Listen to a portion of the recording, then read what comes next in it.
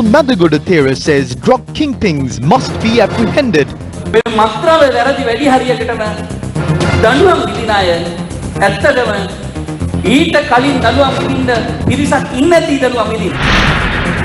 Presidential Commission of Inquiry appointed to probe political victimization names the former Prime Minister as a witness.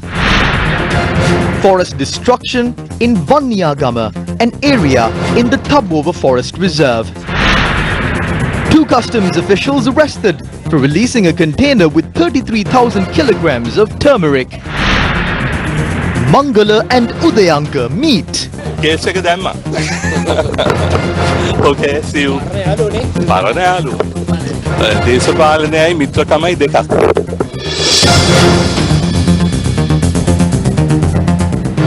A very good evening and a warm welcome to your weekend edition of Primetime News on TV1. On your top story tonight, with the increase in the amount of drugs nabbed by authorities, there are growing calls for the drug kingpins behind these operations to be arrested. This matter was discussed at the drug eradication camp held at the Sri Jayawardhanapura University today. The program was organized by the Sri Jayawardhanapura University and the National Police Academy. Community police officers and police officers attached to the Women and Child's Bureau attended the event. His Excellency President Gotabaya Rajapaksa is determined to eradicate the drug menace from Sri Lanka. We are going to disrupt the supply. The police, customs, the Triforces and the Navy are working day and night to disrupt this supply. We are hampering the supply of drugs in the form of sachets to the youth in the villages. After that, we will work towards reducing the demand. There are people in the community who would kill a person for 25,000 rupees just to find enough money to buy some drugs.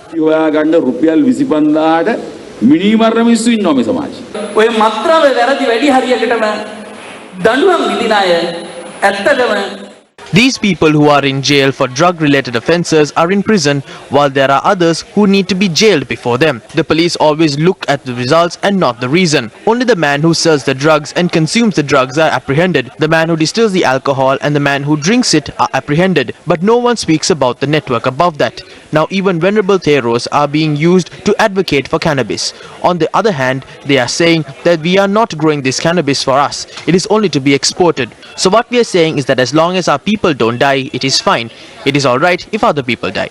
If the government is planning on depending on drugs and alcohol for their income, then this is the weakness of the government. If this country is sending their women to foreign countries for money, if our youth is being sacrificed to drugs, and if women and young people are sacrificed to foreigners for a profit, then the rulers of this country must be ashamed. We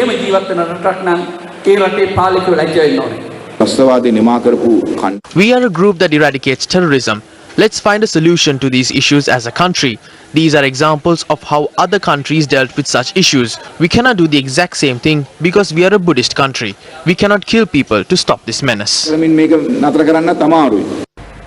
Former Prime Minister Ranil Wickremesinghe, who was named as a respondent in certain complaints filed at the Presidential Commission of Inquiry probing political victimization, was named as a witness today.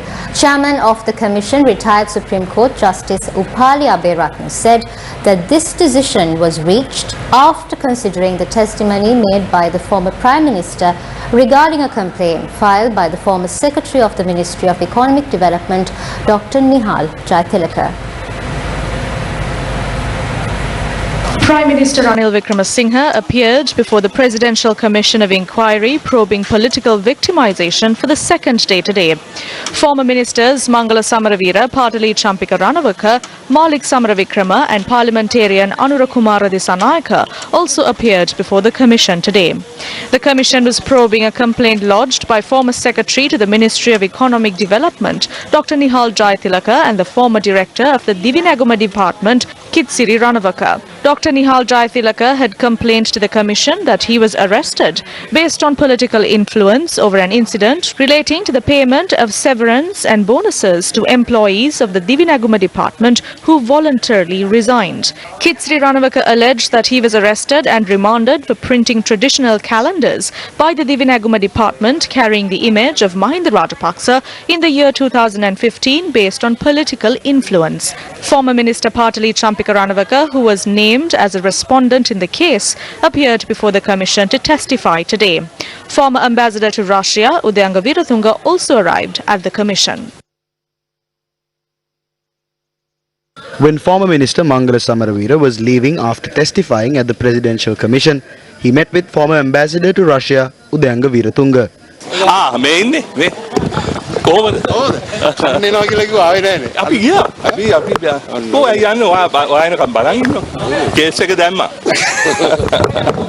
okay see you අර යාළුවනේ පරණ යාළුවා මමයි එතුමා 2006 නේ රුසියානු තානාපති කරේ ඔබතුමාලගේ ආණ්ඩුවෙන්මනේ ඒගොල්ලන්ට මේ ප්‍රශ්න ඇති වුණේ නෑ එතුමාලට නැතර යාළුවෝ දායි කවදාවත් දේශපාලනයයි මිත්‍රකමයි දෙකක් මේක යටින් ගේමක් ගිහිල්ලා තින්නේ නේ වෙන යටකම් වෙනයි මේවා වෙනයි නේද ඈ ඕගොල්ලන් දකින්නේ මේ යටින් ගේම් නේ ගේම් ඉතින් දැක්ලා තින්නේ ගේම් ඉතින් ඈ අයිත් කවදාද වන්දු I was issued notices to appear.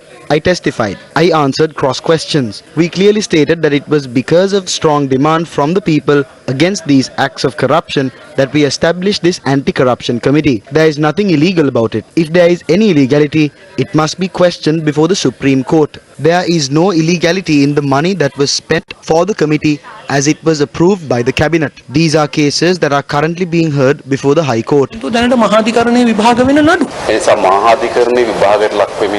Something unusual is happening here, where cases that are currently taken up for the hearing before the High Court are being examined here. Evidence is being called in. The accused are being made the complaints and the complaints are being made the accused. So in reality, we are beginning to feel that under the guise of political victimization, they are trying to free them by using political influence. We are suspicious about that.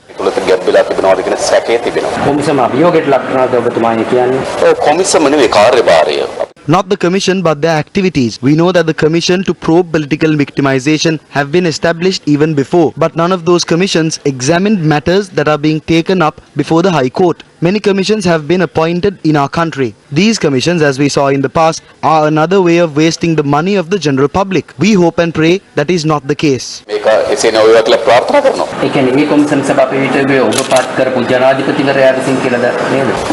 I don't know how you are interpreting that we appointed him. We did not contribute to the camp that appointed Maithripala Sirisena as president.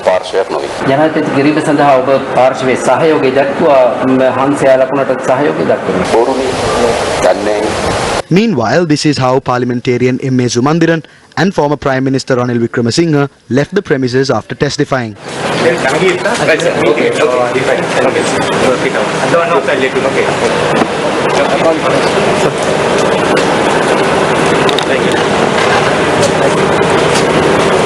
අගමැතිතුමා ඔබතුමාට කියන්න කීර්ති අදහස් දක්වන්න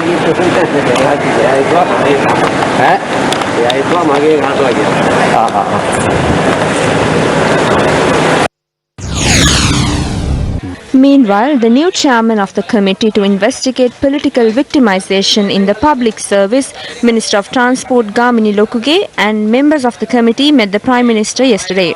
Mahindayappa Abeyewardena acted as the previous chairman. With the appointment of Mahindayappa Abeyewardena as the speaker, Gamini Lokuge was appointed as the chairman of this committee. This was committee's first meeting after his appointment. 6,952 appeals have been made to the committee to investigate political victimization in the public service, out of which 2,365 have been directly filed with the committee. A Dhamma school building at the Augusta Gangarama temple in Malimbada, Mathura, was opened under the auspices of the leader of the opposition, Sajith Premadasa, today. The building was inaugurated by the chief incumbent of the August Pe Gangarama temple, Venerable Berlapanathara Punyarathanathera. Parliamentarian Buddhiga Patirana also attended the event. The construction of this building was initiated by Sajith Premadasa under the Sisudaham Sevana program during his tenure as the Minister of Cultural Affairs.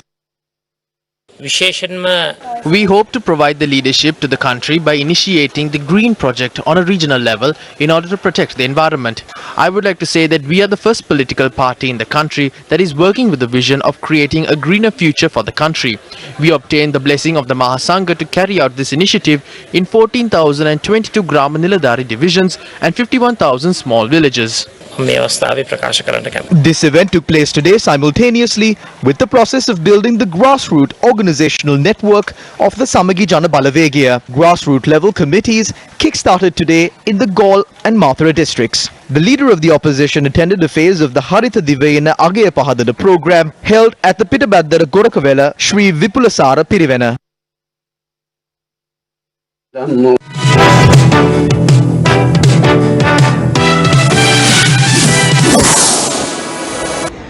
අයිබෝන් ප්‍රේක්ෂක හිතවතුනි මෙන්න දැන් ලැබුණු විශේෂ ප්‍රවෘත්තියක් වෙතයි අප අවධානය යොමු කරන්නේ 16 වන රයිගම් ටෙලි සම්මාන උළෙලේදී 2019 වසරේ විශිෂ්ටතම රූපවාහිනී ප්‍රවෘත්ති විකාශය ලෙස නිවුස් ෆර්ස්ට් මීට සුළු මොහොතකට පෙර සම්මානයට පාත්‍ර වුණා.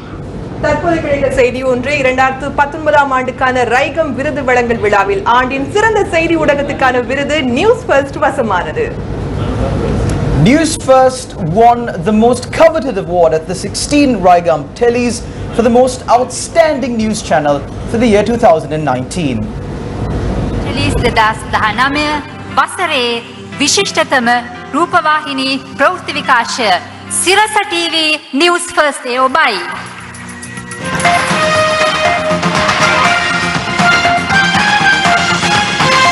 ප්‍රවෘත්ති සිරස් කාල වෙත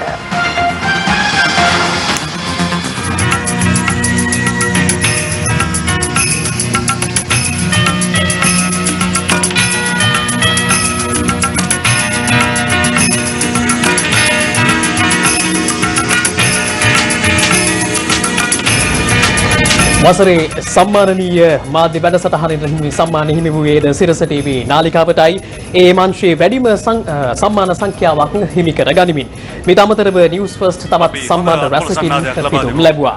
ඒ අනුව හොඳම ප්‍රවෘත්ති නිවේදිකාව සිංහල නිවුස් ෆර්ස්ට් චානු දිසානායක හා වසරේ හොඳම ප්‍රවෘත්ති නිවේදිකාව ඉංග්‍රීසි අස්රා අසාන් සම්මානයෙන් පිදුම් ලැබුවා. මේට අමතරව නිවුස් ෆර්ස්ට් තිලක්ෂණී මදුවන්ති ජූරියේ විශිෂ්ටතා සම්මානයෙන් පිදුම් ලැබුවා.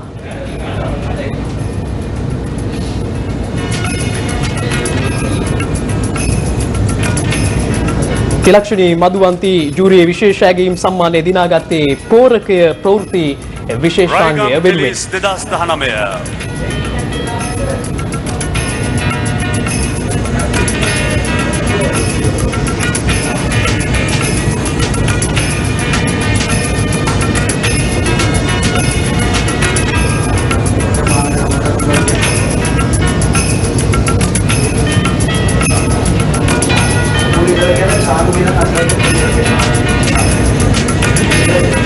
හොඳම ප්‍රවෘත්ති නිවේදිකාව සිංහල නිවුස් ෆර්ස්ට් චානු දිසානායක හා වසරේ හොඳම ප්‍රවෘත්ති නිවේදිකාව ඉංග්‍රීසි අස්වා අසාන් සම්මානයෙන් පිදුම් ලැබුවා. ඒ 16 වන රයිගම් ටෙලිස් සම්මාන උළෙලේදී කිසිවෙකු නොයා යුතු තැනක්. මීට අමතරව නිවුස් ෆර්ස්ට් තිලක්ෂණී මදුවන්ති ජූරියේ විශේෂ ඇගයීම් සම්මානය දිනාගත්තේ පෝරකය ප්‍රවෘත්ති විශේෂාංගය වෙනුවෙන්. වසරේ විශිෂ්ටතම ගවේෂණාත්මක ප්‍රවෘත්ති වාර්තාකරණය සිංහල වෙනුවෙන් නිවුස් ෆර්ස්ට් සිසිර කුමාර ක්‍රිෂාන්ත රාජ් සම්මාන හිමි කරගත්තා. වසරේ විශිෂ්ටතම සම්ප්‍රවේශක සිංහල සම්මානය සිරස ටීවීහි සුදර්ශනී වාසනා ලක්මාලි දිනාගත් අතර වසරේ විශිෂ්ටතම රූපවාහිනී රියැලිටි වැඩසටහන වෙනුවෙන් සිරස ටීවීහි විකාශය වූ හෙට රට වැඩසටහන නිෂ්පාදනය කළ දිනේෂ් අම්බුලුගල சம்மானேன் பிதும் லெபுவா. கொழும்பில் நடைபெற்று வரக்கூடிய இந்த விருது வழங்கல் விழாவில் அதிக விருதுகளை வென்ற ஊடகமாக சிரச ஊடக வலையமைப்பு பதிவானது. அத்துடன் சிறந்த சிங்கள செய்தி வாசிப்பாளருக்கான விருது சானு திசாநாயக்க வசமானது. சிறந்த ஆங்கில செய்தி வாசிப்பாளர் விருதை அஸ்ரா அசான் பெற்றுக்கொண்டார். அத்துடன் ஜூரியின் விசேட விருதினை நியூஸ் ஃபர்ஸ்டின் திலக்ஷினி மதுவந்தி சுவீகரித்தார். வருடத்தின் சிறந்த புலனாய்வு செய்தி அறிக்கைகளுக்கான விருதை நியூஸ் ஃபர்ஸ்டின் சிசிரகுமார் பிரசாந்த் ராஜ் பெற்றுக்கொண்டார். ஆண்டின் சிறந்த தொகுப்பாளருக்கான விருது சிரச டிவியின் சுதர்ஷினி வாசனா லக்மாலிக்கு கிடைத்ததுடன் ஆண்டின் சிறந்த தொலைக்காட்சி ரியாலிட்டி நிகழ்ச்சிக்கான விருது சிரச டிவியில் ஒளிபரப்பான ஹேட்டர் ஆட்ட நிகழ்ச்சியை தயாரித்து தினேஷ் அம்புலுகலவுக்கு கிடைத்தது. Now, among the awards that were bagged by members of Newsfirst, Chanu Disanayake won the award for the best female news anchor, Sinhala. Meanwhile, English news team's Azra Asan won the award for best English news anchor for the year 2019. Newsfirst Tilakshini Madhuvanthi was awarded the Special Jury Award. Also, S. Krishant Raj won the award for the best investigative news report. The award for best presenter was won by Sirasa TV's Vasana Lakmal.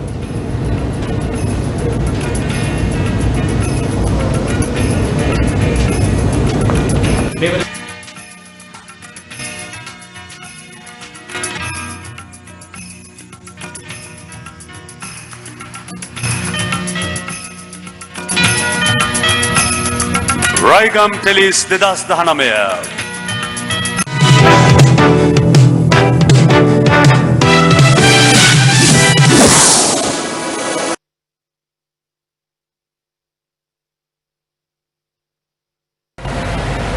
Welcome back. Continuing in more news. According to the United Nations World Food Programme, 690 million people across the globe go to bed on an empty stomach each night, while 1 in every 3 of them suffer from some form of malnutrition. Now, the organization estimates that by 2050, the world's population will reach 9.1 billion and has stressed that the increase in food production is vital and the minimization of post-harvest loss is of equal importance. Against such a backdrop, the Sri Lanka's Auditor General's Department said that approximately 270,000 tons of fruits and vegetables goes to waste every year, resulting in a loss of nearly 20 billion rupees to the Sri Lankan economy. According to the Institute of Post-Harvest Technology, this loss is between 30 and 40% of the total output in the country.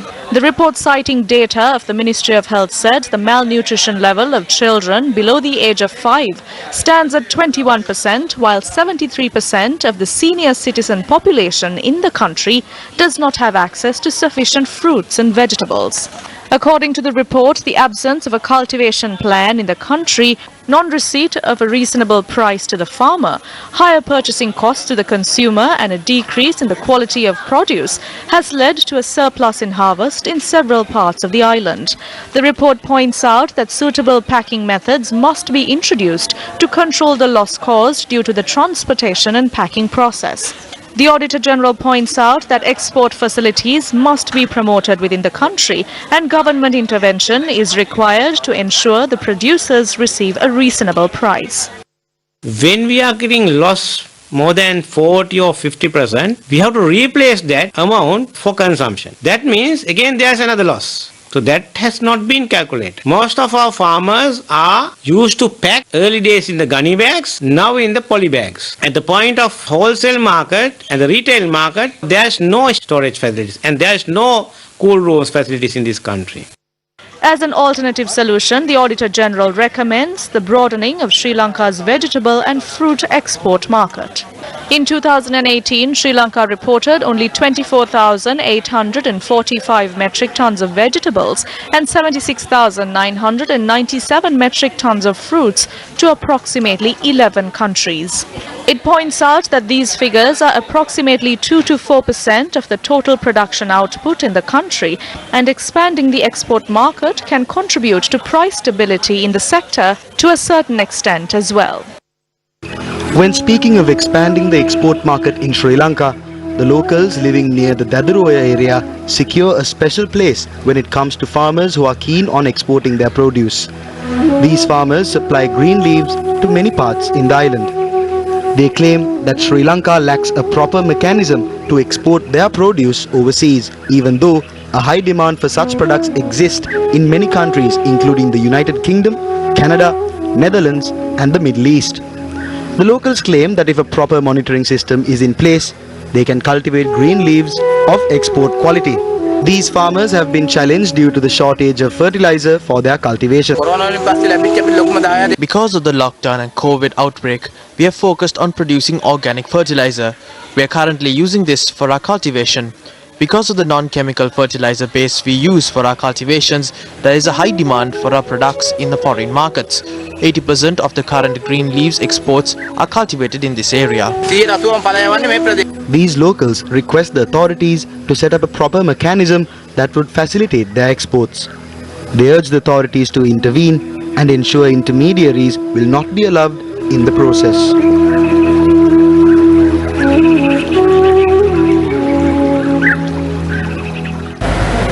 Up next is Action TV.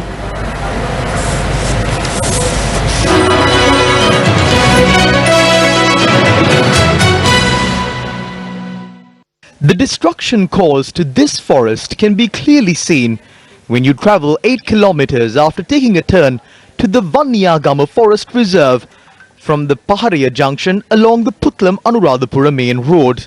The Vanniyagama Forest Reserve belongs to the Thabbowa Forest. With the change in government in 2001, 21,000 acres of land was gazetted under the Thabbowa Forest. However, only 2,400 acres of this land falls under the purview of the Department of Wildlife Conservation.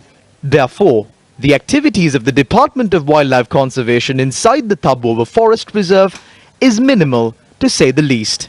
With the elephants who call the Thabbowa Forest Reserve their home now roaming about in outlying villages and farmlands, safari tours in the Thabbowa Forest Reserve began in 2017. Initial steps were taken to lay an 80-kilometer road for that purpose, and the destruction we are revealing today is an extension of that. According to these images that were captured by our cameras, it is quite evident that these massive trees were cut down very recently. Cutting down these massive trees that are invaluable to this forest to lay a 20-foot road for safari tours is not just madness, but a blatant crime. Evidence that suggests the existence of human civilization from as far back as the 6th century BC was found in this area. The Tambapanni Purana Raja Mahaviharya, which has not been noticed by the Department of Archaeology, is also situated in this area. The damage caused to this Sandakadapahana at the temple could have been a result of the activities of those who were laying the road for the safari tours. The Department of Wildlife Conservation had handed over the power to dig up empty tanks in the area to a farmers' organization, in line with laying down a road for safari tours. This was done to hold water for wild animals. The farmers' organization is enjoying the added bonus of digging up sand by selling the cubes of sand using a permit issued to them by the Geological Survey and Mines Bureau. According to the conditions on the permit, transportation of sand and rocks are completely banned on government holidays. Due to the lack of supervision from the Department of Wildlife Conservation and the Geological Survey and Mines Bureau, this farmers' organization considers today as a working day of the government. It is unclear as to why, although the Department of Wildlife Conservation had established many committees to oversee the Vanniyagama Forest Reserve, none of them were involved in the process of laying down this road for safari tours, and a farmers' organization was given the power to dig up these tanks. This belonged to the Department of Wildlife. The Department of Wildlife preserved this forest very well. They protected the animals. The Department of Wildlife Conservation is engaged in smuggling timber. They are smuggling sand as well. In a country that pays so dearly for the mere joy of safari rides, what will the future hold for both animals and humans alike? Who is behind this? Minister of Wildlife and Forest Conservation, for your attention.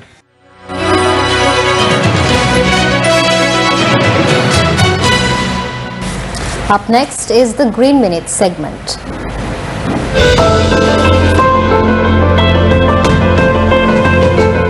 The relevant Sri Lankan authorities are constantly trying to enhance livelihoods in ecologically sensitive areas and enhance biodiversity. The improved land management is essential because biodiversity can better coordinate natural resource management between different stakeholders. Bio-action plans have the potential to build biodiversity-friendly, climate-friendly livelihoods. Such community action plans are evolving, and its first step is to raise awareness among citizens and tourists about biodiversity. In terms of biodiversity, Sri Lanka has one of the highest plant and animal densities per unit area in the Asian region. It is a responsibility of all citizens to understand the value of this and to pay close attention to the safety of the environment.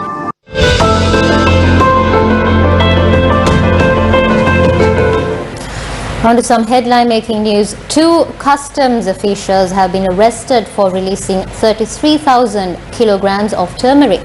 Police said the Deputy Director of Customs and an Assistant Superintendent of Customs have been arrested. 10 suspects were arrested yesterday along with 3 containers of turmeric worth 100 million rupees at a yard in Bulletin, Colombo. Police arrested the suspects when the latter attempted to unload the stock of turmeric to another vehicle. Police had seized 33,000 kilograms of turmeric and 3,000 kilograms of undu. Police said the suspects are residents of Mattakulia. The 5th phase of the Gum at the Door-to-Door initiative continued to tour the island today.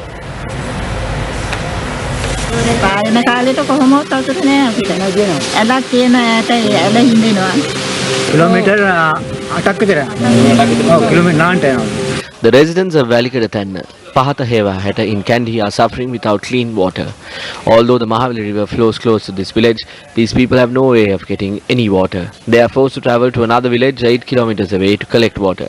Despite countless promises from politicians, none of them have been able to fulfill this basic need of the people here. The residents of Neelavala Kandy work closely with silver, but these people are suffering. Although these people received the equipment that they needed for their production from the government in 2014, there is no market for their products. They lose the battle with imported items. 25 families here have abandoned their traditional trade and are engaging in manual labor. Although the government planned on developing this village as a silver village in 2014, these plans never materialized. Kodua Madu village in Chenkala Dibatikalo is infested with wild elephants. About 100 families call this village their home. Even the elephants here know that the fence set up to keep them out has no power in it. Residents here live in fear of losing their lives. Elephants encroached into this village last night as well. The elephants who encroach into the village are left to decide on whether these people will live to see another day. Another phase of the Sri Lanka Vanitha Abhimana 2020 program took place in Mathura today. The program, which highlights the entrepreneurial competencies of women, was held at the Sujata Balika Vidyalaya in Mathura. 52% of the country's population are women, and the aim of this program is to introduce and appreciate the talented entrepreneurs among them. The event was attended by large crowds to celebrate the Southern Province's Women's Day of the Vanitha initiative. This program was sponsored by the NDB Bank, and the winners of the Southern Province were evaluated this morning in 8 categories. Those events are separated as leaders, environmental management, social services, sports, education, entrepreneurship, micro-category, entrepreneurship small category, and entrepreneurship emerging category. 8 individuals selected by a panel of experienced judges will qualify for the forthcoming Sri Lanka Vanitha Abhimana 2020 national competition. The sacrifices I've made so far feels very valuable. This is a good example of how as women can rise forward. I believe that this award was given to me because of honesty. If we work honestly as women, we can go forward. Simultaneously, several other programs were held at Sujata Vidyalaya Mathura. These included beauty, media and leadership, self-employment, legal counselling, as well as a trade show and a special training workshop. The next program of Sri Lanka Vanitha Abhimana 2020 will be held on the 3rd of next month at the Anuradhapura Central College premises, focusing on the North Central Province.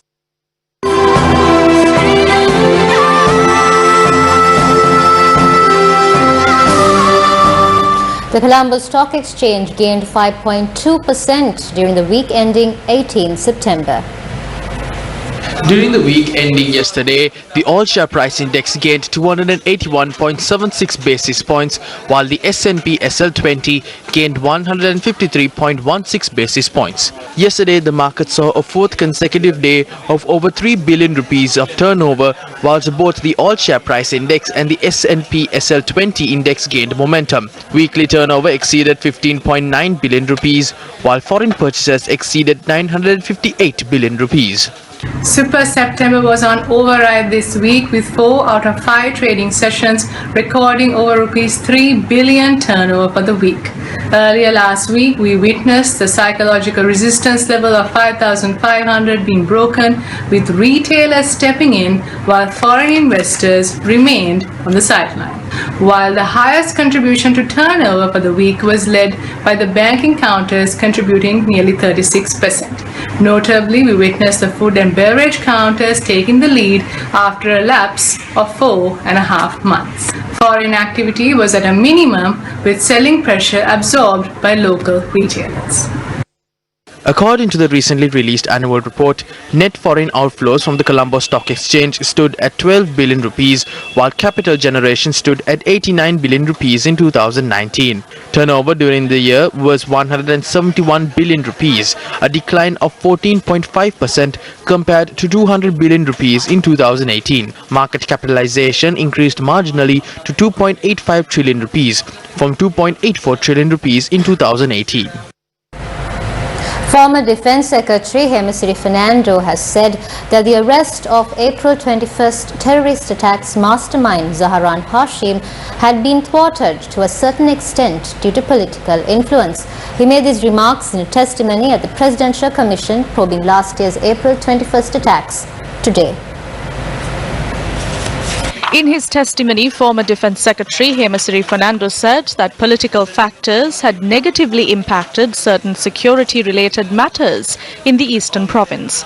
The mastermind of the bombings, Zaharan Hashim, and his National Tawheed Jamaat group were mainly operational in the region. During today's sitting, it was revealed that the return of some Sri Lankans after receiving training under the ISIS terrorist group had been discussed during an intelligence meeting on the 19th of March last year.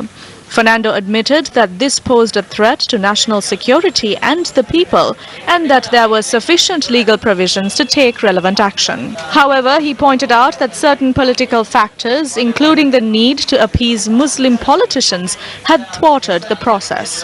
The witness added that he had been unable to personally emphasize the seriousness of this matter to the president, who was also defense minister, due to a rift that had been caused after 5 politicians had misled the president. The Sri Lanka-Japan Business Council of the Ceylon Chamber of Commerce held its annual general meeting in Colombo. The event was graced by its chief guest, the ambassador of Japan to Sri Lanka, Akira Sugiyama.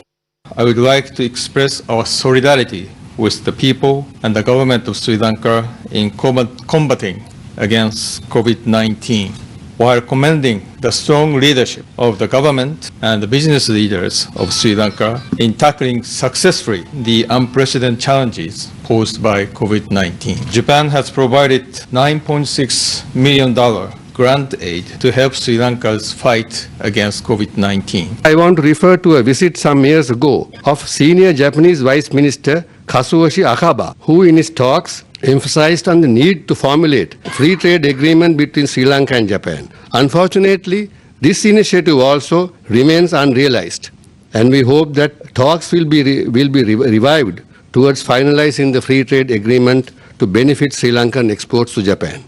In the post-COVID era, Sri Lanka has emerged as one of the safest destinations in the world for global travel. We trust that Japanese tourists will in future be attracted to Sri Lanka as the country opens its barriers to foreign travel. And that's a wrap of Primetime News. Thank you very much for watching News First. Good night and take care.